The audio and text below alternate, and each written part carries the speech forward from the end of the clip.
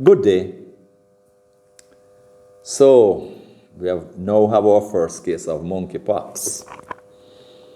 And once again, people are being told to keep their social distance and even mask and so forth.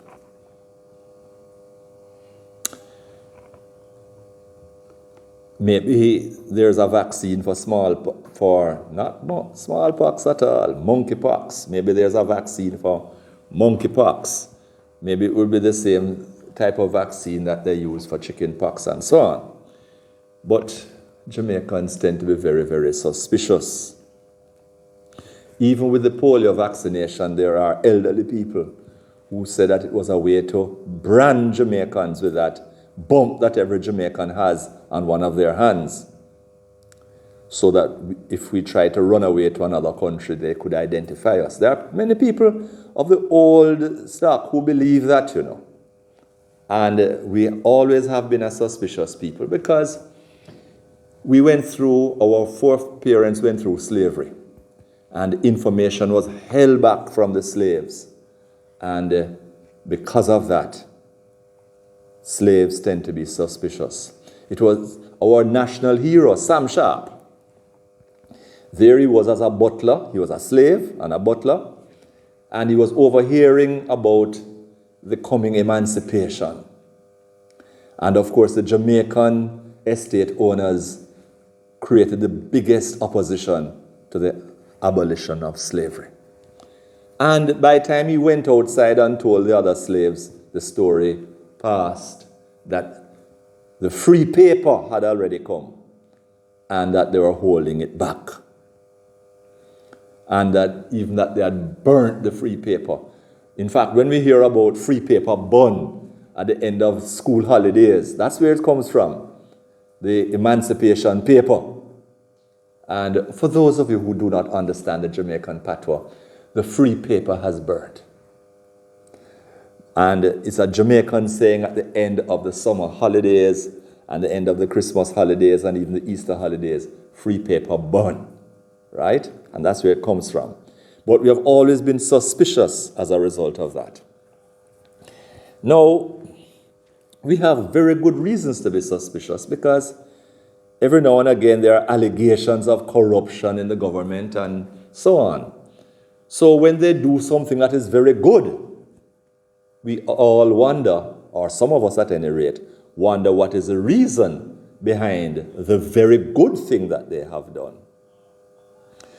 For example, in the recent COVID-19 pandemic, which is still on, the fact of the matter is that certain funding would not come into the country unless certain things were done.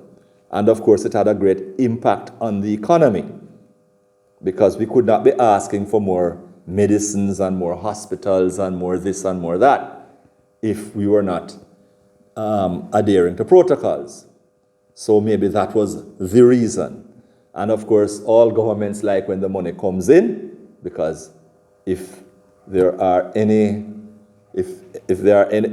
anyone who wishes to carry out any irregularities, they can't carry it out unless the money comes in. So clearly, this is why.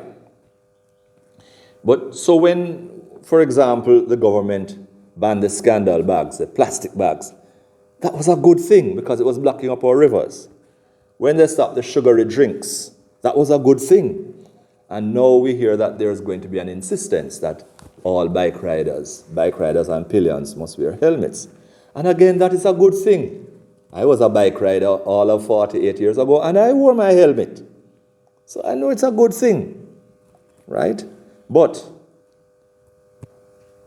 was the real reason for the banning of the scandal bags that the representatives of government had gone to get a loan from the IMF or the World Bank?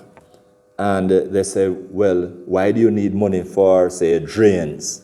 And they say, well, they're all blocking up. And then they send the representative out here and find that they are filled with scandal bags. And then they say, you will have to clean that up before you come to us with a loan.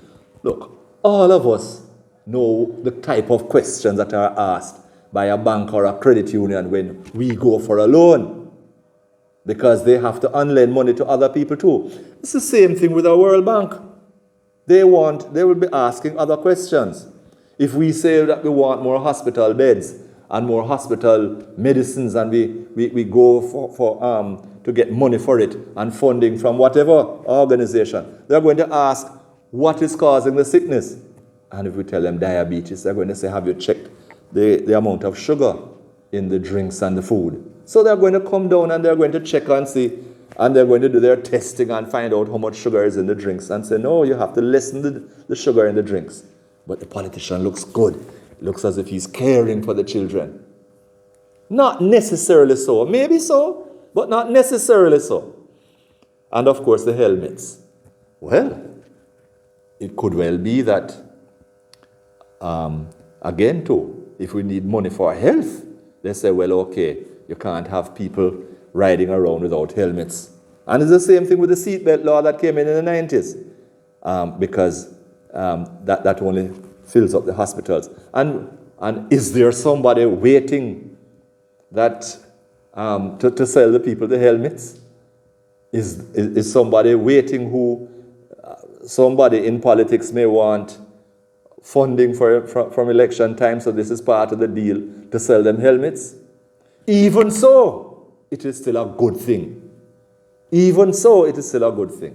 So, yes, we need to take care of the environment. And of course, I've got rid of the scandal bags. And yes, we need to take care of health. And we need to take care of ourselves, those who ride on motorcycles. And all of that is good. But we have very good reason to be suspicious. I have a relative who says in Jamaica, it is healthy to be paranoid.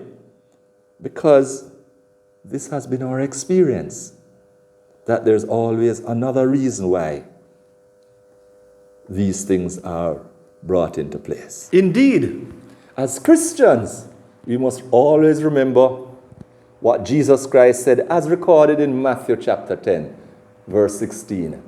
Behold, I'm sending you out like sheep among wolves. You are to be as cunning as a serpent, though harmless as a dove. And Peter, who we Catholics know was our first pope, said in his first letter, chapter 5, verse 7, be sober, be watchful, for your enemy the devil goes about like a roaring lion, ready and waiting to devour you. And these are the things we have to take into consideration when we see or hear anything. Have a good day.